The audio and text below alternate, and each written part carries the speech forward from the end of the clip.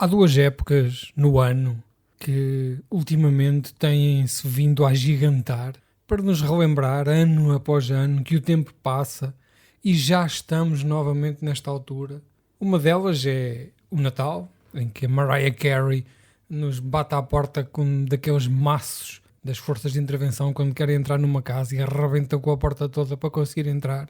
E nós cá dentro, como a esposa do Jack do Shining, encostados já à porta com uma faquita na mão, dizemos não, por favor, Natal, não.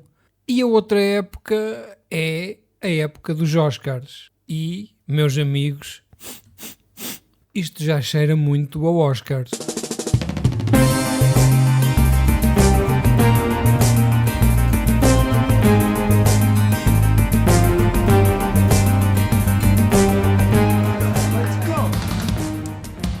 This is the beautiful Annie. Hi, I'm Annie. I'm Ivan. It was really weird. Like, I love him. No way. Yes way. Bruh. And I'm seeing him again tonight. Ora, eu estava em casa, recebo uma chamada telefónica do Miguel Ferreira, o colega do podcast Nas Nogas do Mandarim, em que ele me diz: Pedro, temos que ir ver o Anora. E eu disse-lhe: amigo, hã? Ele diz-me: é de um gajo que é o Sean Baker, que já fez o Tangerine, já fez o Red Rocket, e fez também o Florida Project. Que bom, e eu, como não fazia a mínima ideia do que ele estava a falar, não tinha visto até à altura nenhum filme dele, disse: epá, o Miguel, isto demora quase 2h30. E ele diz-me: não amigo, isto é ótimo, tens que vir ver, isto vais amar. Pronto, e lá fui eu, um bocado à nora,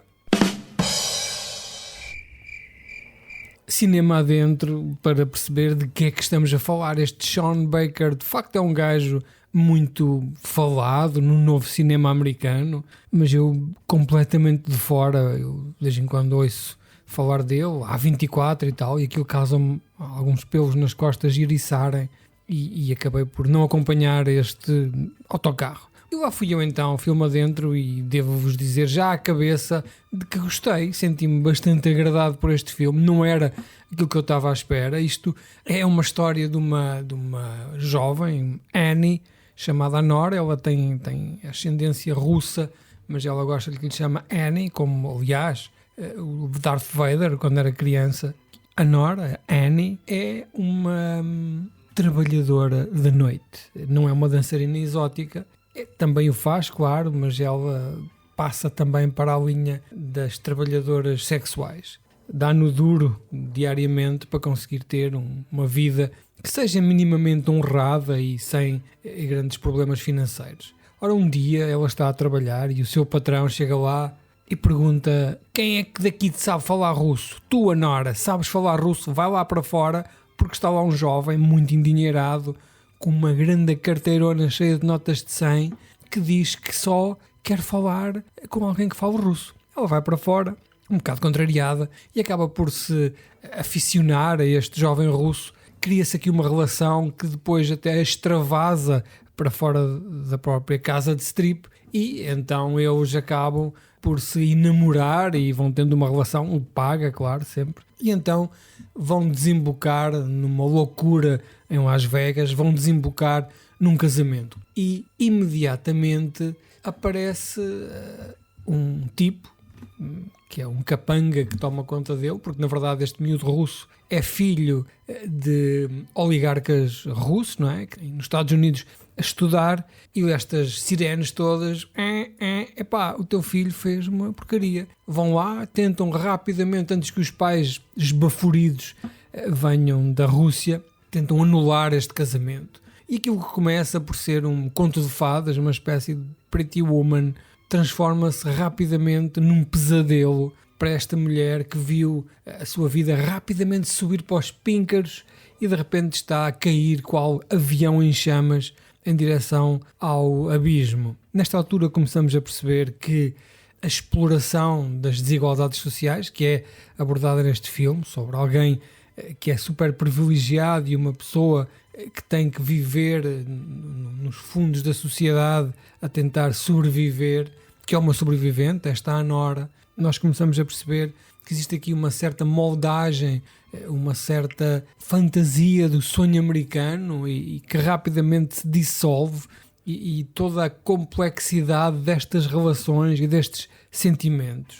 Este Sean Baker, aparentemente, e entretanto eu já vi um dos filmes dele anteriores, tem esta capacidade de criar estes personagens. Isto faz lembrar muito Kusturica, faz lembrar muito Fellini, a maneira como estas criaturas aparentemente imorais, aparentemente fáceis de catalogar e fáceis de colocar naquilo que é a nossa carteirinha com as diferentes áreas de preconceito, e ele consegue dar a volta a isto, incorporar estes personagens, dar-lhes vida, dar-lhes realismo, dar-lhes também alguma identificação para que nós, sentados do lado de cá, pensemos, bom, eu não sou nenhum cigano desdentado, ou não sou nenhuma prostituta que tem que se fazer à noite sempre a este tipo de malta, mas de facto eu identifico-me com isto. E é esta a força deste filme. Ele é conhecido por retratar os personagens marginalizadas, e neste filme usa uma combinação de comédia com drama que eu não estava à espera, confesso. Eu pensava que isto fosse tudo muito dramático, mas de facto este filme, ali no meio, diria eu que no segundo ato, é muito slapstick. Os personagens têm muita piada, eles são completamente subvertidos em termos de construção. A partir do momento em que nós os conhecemos, pensamos, eu já estou a ver quem tu és, já estou a ver, já vi 1000 filmes, mas não, eles rapidamente mudam, e é esta imprevisibilidade que nos faz agarrar e esperar pelo fim. Portanto, esta mistura de elementos de comédia romântica com um drama social e o próprio slapstick cria aqui uma narrativa que é muito multifacetada e única. Mickey Madison é então a nossa protagonista, Annie, que foi aclamada já pela crítica mundial, daí este cheirinho ao Oscar, que eu acho que vão bafejar este filme, pelo menos com dois ou três. Acho que não há volta a dar. Ela traz aqui uma profundidade e uma autenticidade a esta personagem, que é uma coisa impressionante. Sabe-se e percebe-se que ela teve que lidar com pessoas deste género para conseguir construir aquela rugosidade narrativa.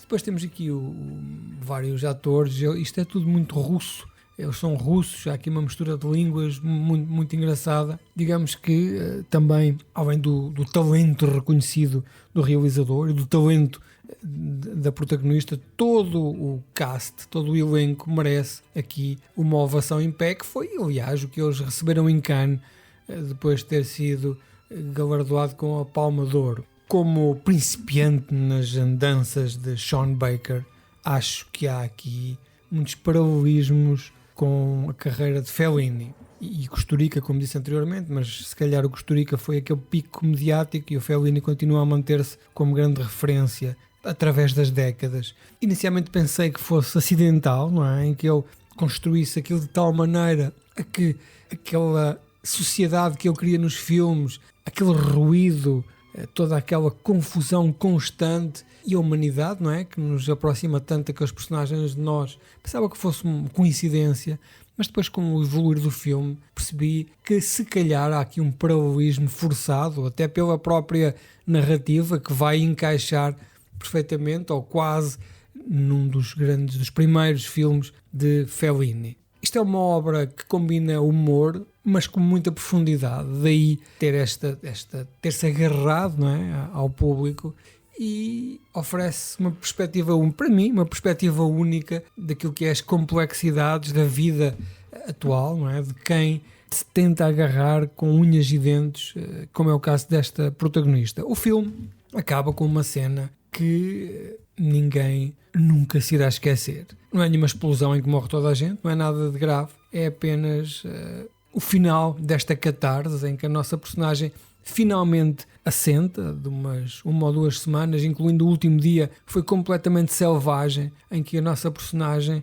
pela primeira vez, respira fundo e se apercebe do que é que aconteceu. É uma cena tão profunda a nível emocional, tão impactante, que os créditos finais não têm música e acaba por nos deixar ali a respirar ofegantemente à procura de uma saída, não é? Se fosse um filme da Disney, teria uns palhacitos, uns macaquitos a dançar no fim para levantar um bocado a moral ao pessoal. Ali não, ali nós ficamos no fundo com aquela personagem, e essa personagem está muito bem criada. tem aquela caracterização emocional das pessoas que já passaram por muito, ao ponto de terem completamente que criar uma personagem paralela e deixar que a sua personagem principal fique ali, uma espécie de núcleo separado do seu exterior para a proteger, em que a pessoa, durante toda a sua vida, a partir de uma certa altura, principalmente quem anda nestas andanças, cria uma persona para a sua proteção. Nesta cena final, percebe-se que há uma quebra dessa persona, em que ela anda para trás e vai para aquilo que é a sua personagem base, e é, no mínimo, devastador. Okay?